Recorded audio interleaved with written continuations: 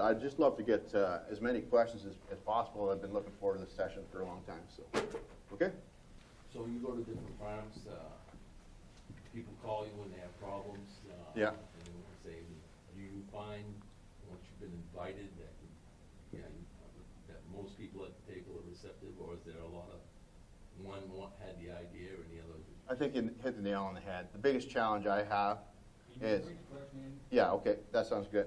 So the question was, when somebody calls you out to the farm, does everybody want you on the farm? And the answer is absolutely not, right? So that is, I would say that as for what I do, there's two challenges I have. Is that first hour of developing a relationship with all the family members. And I think the biggest issue is that a lot of family members feel that they're going to be blamed for problems that happened in the past. And I think the attitude has to be developed right away, is that what happened in the past we can't change. And the second thing is that everybody has to evolve who they are. I mean, when the pioneers came over from Europe to the prairies, you were dropped off in the middle of nowhere and given a few farming tools and told, make this happen. A lot of people went back to Europe second year, third year. They didn't choose to evolve who they were. The challenge of our lifetime is not fighting the elements. It's fighting ourselves. And it's learning to evolve who you are and learn to working with family from a weakness into a strength. And it's everybody's got 95% of them that's good in most family farms. It's just 5% that needs to be tweaked. And quite often there's a fear that somebody's going to come on the farm and point at you and blame you. And so that's the biggest challenge for me, is for them to realize that that's not what I'm in the business of doing. But I think the key thing is everybody has to recognize that if you want to actually turn around a farm, everybody has to evolve. And that's from not being told or somebody finger wagging in your face. It's everybody volunteering to make personal changes.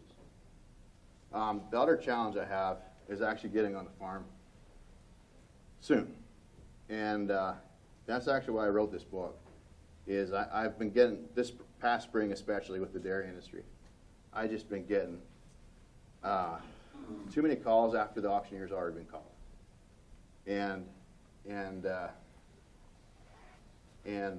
I really think that a lot of those farmers that called me, I could have helped them if I met with them 6 months before. And at that stage, unfortunately, they're just looking for an outsider's opinion as to whether to pull the plug or not. And that's just sad. And if you can get this process in place soon enough, you can really drop your cost production. I've seen substantial changes on the dairies I worked with this past year. But you got to get the process in place now. And so the key thing is, why wait to have bad family relationships? Why wait for a big fight? Why wait for notice from the bank? Why not just take your farm from good to great? I mean, it's just logical. I mean, anything you can do to improve the quality of decision making on your farm is going to improve farm profit. It's also going to improve family relationships. So why not do that? Why wait until it's too late? Okay.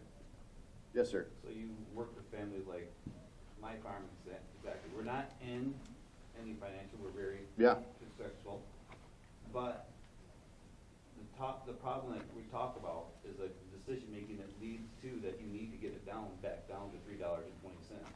Yeah. I mean, do you come in and work with those? Absolutely. That's why I spend a lot of time doing it. Because I seriously, I don't go on a limb here, but I told my family I'm about ready to look for another job. Yeah. I'm done. Yeah, and most people call me, unfortunately, when they're at your state of mind, right? And it just makes sense to me to apply this, as soon as the kid gets out of college, right? I mean, you've been doing this for 20 years now, and what? I've been working since I was 12. We evolved. Yeah. Our operation evolved from having pigs to vegetables. Now we do agri-tainment farming. We have 12,000 kids come through in the fall. We can make 340 dozen donuts an hour. We're down on weddings, but Okay. I mean, yeah.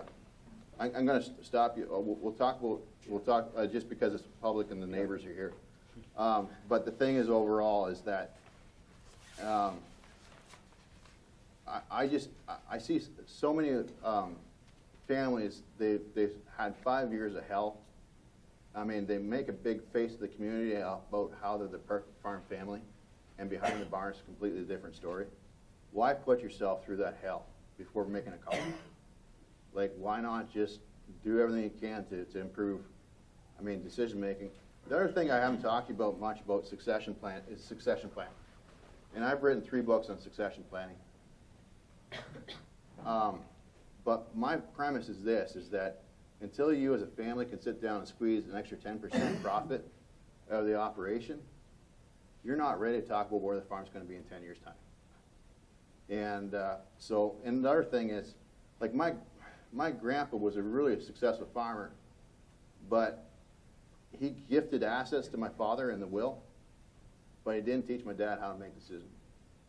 And I really think that you can't just time, you don't have an expiration date like bread, right? So you just never know when you're going to go. And I think the sooner you can start making joint decisions together with the junior generation, first of all, they feel appreciated. They feel that involved in decision making. It's a functional way to provide ideas, but also you're transferring wisdom. So the thing is, when I worked with a farm with 3 boys and a father, and they I've worked with several farms like in that scenario, but the thing is that if you have a situation where everybody's coming to the table with a new idea, including dad and including the sons, half those ideas are going to suck, right? And that's fine. The thing is, you as a family learn how to weigh the pros and cons of those ideas. And one of the 2 things that's going to happen as a result of that process. 1, you come up with an idea that makes more profit. Or 2, you learn as a family why that's not a good idea. And quite often it's the elder generation explaining, why did we do things the way we did? And wisdom is passed over.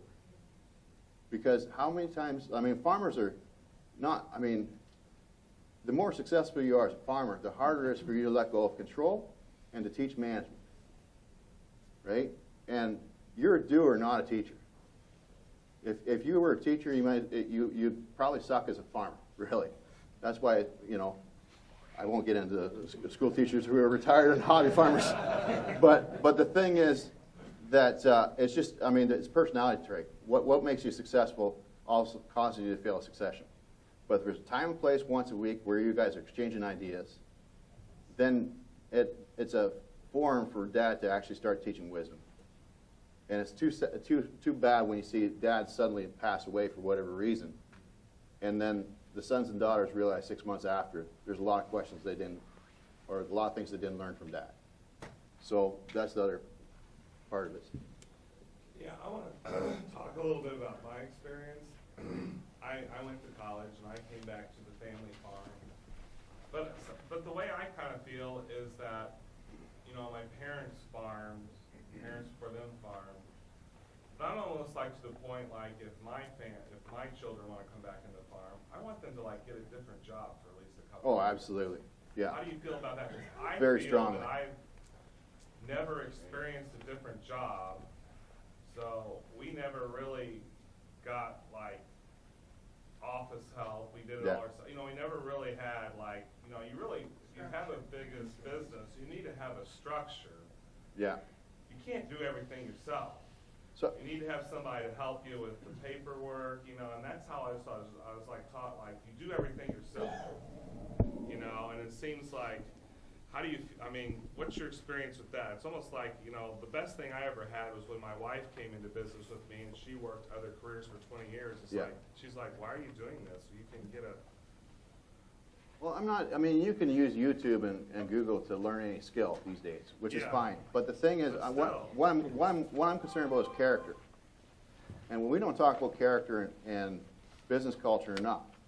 But, I've been doing this for 10 years now. So there's a lot of farms that 10 years ago, full-time for 10 years. A lot of farms that I told 10 years ago that piece of advice, go have your son go off, get a job. And I remember one guy told me, well, I can't find anybody to replace my son. He's worth 3 men to me. And he's a good kid. He's got a level head, no problems. He's now a client of mine in a very dysfunctional situation because he didn't get that piece of advice. I think that what's really important is that you've got to work off farm to prove to your parents that you, and also not just work off the farm, but get a promotion and prove. And I mean, I've seen some farms start to adapt that. You have to get a promotion before you come home. And it's easy to go work for the neighbors, but quite often the neighbors won't fire your son, and it's a problem. So I strongly recommend that they leave the community, go to a different state. It obviously develop some skills if they can, but prove work ethic. Learn that they're not entitled. They learn how things are in the real world. That the world's I don't know how to say that. You've got to learn that the opportunity you have at home. Well, just because you're family doesn't mean you need to be in the family farm, right? Yeah. You know, there's a lot of dysfunction. It's not a source for dysfunctional family members. You know, No. It's a business. Yeah, that's true. Yeah, but I think that also once your son or daughter comes home, you know, everybody's got. The question is for everybody: how do we go from good to great? Right. So the expectation that your son's going to be perfect when he comes home after getting promotion, after working for a company for 5 years. I mean, there's always going to be, how do we have a process in place so that we can always continuously improve who we are?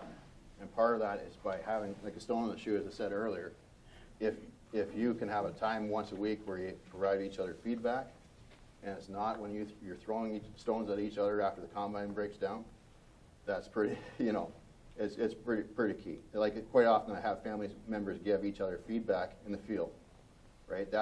I mean, you want to have the hot stove rule where you don't discuss these ideas until, you know, maybe a proper business meeting, and then send it in a constructive way instead of a way that's shirked off and nobody listens to it.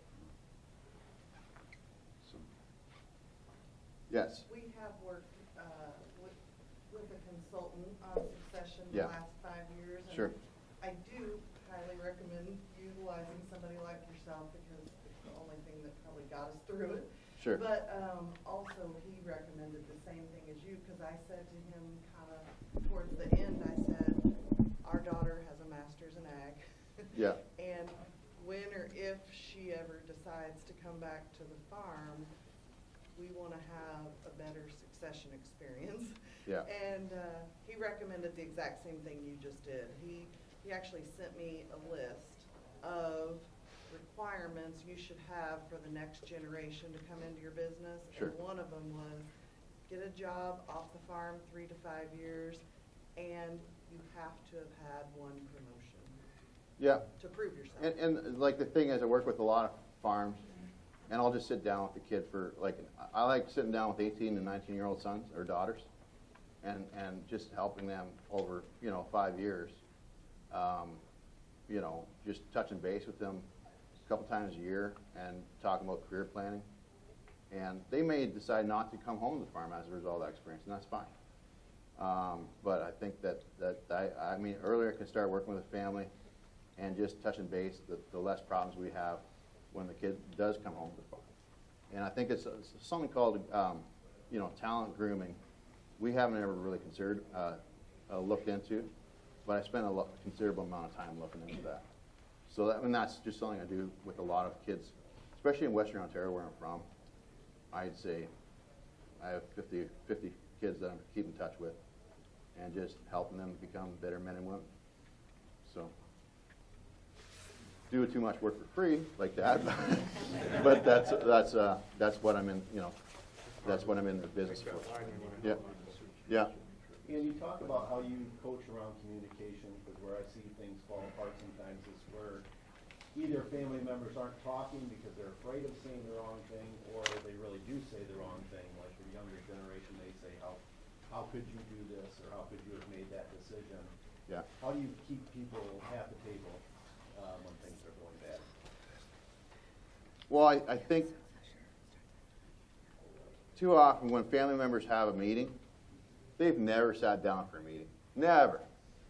You know, this is why succession planning fails. And quite often, to compound this situation, quite a few, I don't know, anybody had anybody sell life insurance to them and call it succession planning? What fraudsters. Anyways, point of it is that family members never sat down at the kitchen table. And here we're doing multi-million-dollar discussions, right? Whether it's succession planning or talking about the first thing somebody wants to talk about is buying a combine. You got to get the family used to weighing the pros and cons. It's very simple, little ideas. And, you know, like I'm working with the dairy right now, started with them on Friday, okay? The bank told them, you're done.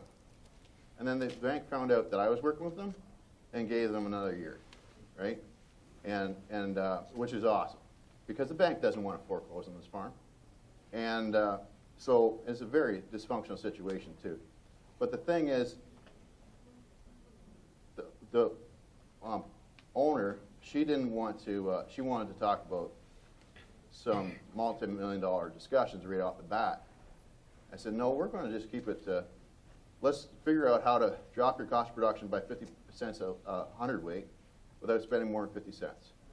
So let's talk about little things like how to get, I'm sorry, I'm talking vegetable producers, but how to get metritis, your calving barn area. Identify 10 areas that you can change and would really make a big difference in profit, but it doesn't cost you anything.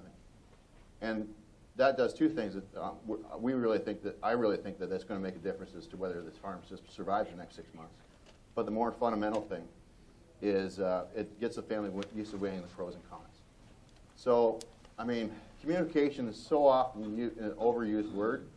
I mean, 20 years ago when I started off doing 20 years ago when I was just a farm boy, if you told me that I would ever have communication as what I do for a living, I would say that that's the most useless job ever, right? But the thing is, what I would suggest to you is process. And if you can have a process where you start with small decisions first and get the family used to that whole process before we have real deep discussions, that's the solution. Talking about communication in vague terms, not going to do anything. Have a time and place. And I should tell you that the way I do things is I do it all over Skype. So what I've learned, I used to go out to farms, and I still go out to farms to meet everybody. I like eating pie. That's just that's just it. But the thing is, the thing is that I talk to people over the internet, and sometimes it's a 12-minute meeting, right? I mean, if you're doing if the hay's down, you're about to do haylage, it can be a 12-minute meeting, but if you solve one problem that the partners had working together, everything goes so much smoother. And so what I've learned over time, I used to think that Skype would be, I did it for farms in Idaho that I couldn't afford to drive there.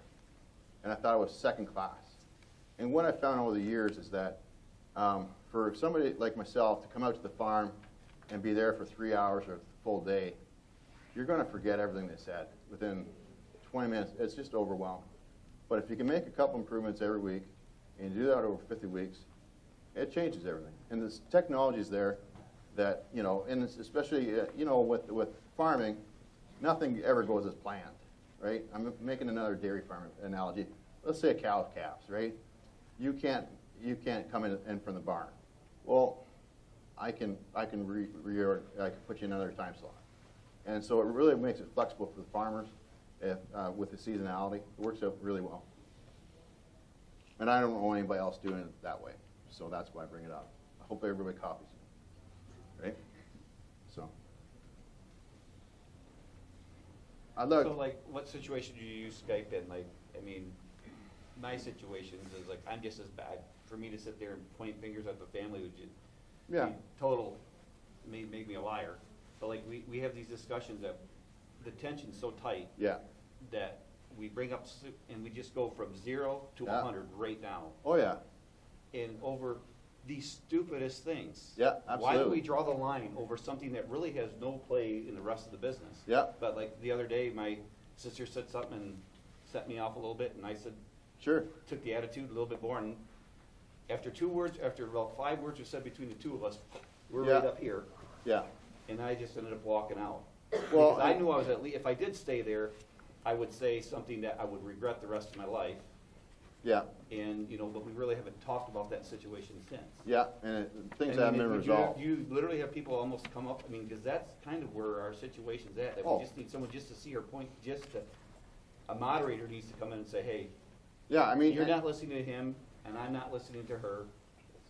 and you've got to that situation because 5 years ago you needed a moderator, Right, right? When you and your sister were best friends, right. right? You just needed a time and place to deal with problems And and I'll- get really good at problem solving. And the BS that you've had to go through the last 5 years is you wouldn't have gone through. But the thing is, as far as I used to block the door. There's been quite a few times where I had to get up and say sit down and block the door because emotions do get. I mean, farming's emotional, right? And the thing is that your sister, even though you're fighting with her, she at one time probably was one of your best friends. Right? And that's why you're so emotional, is because you care about her, and yet you're so conflicted with her. And so, with the Skype as opposed to in person, what I do at the beginning, you might laugh at this, is I make everybody write a check that's appropriate for what they can afford to a charity that they hate. Okay? So the thing is, like, yeah, absolutely. No way. That's exactly Over it. my dead body. Well, that's you know what that but like PETA, for instance, and probably there's some people that belong to PETA, but whatever.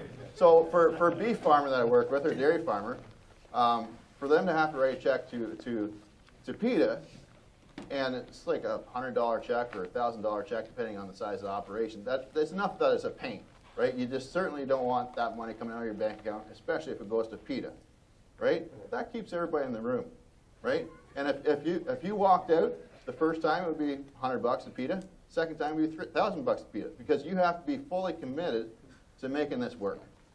And it's trial and error taught me these lessons. But the thing is that, and it's not to me or to anything.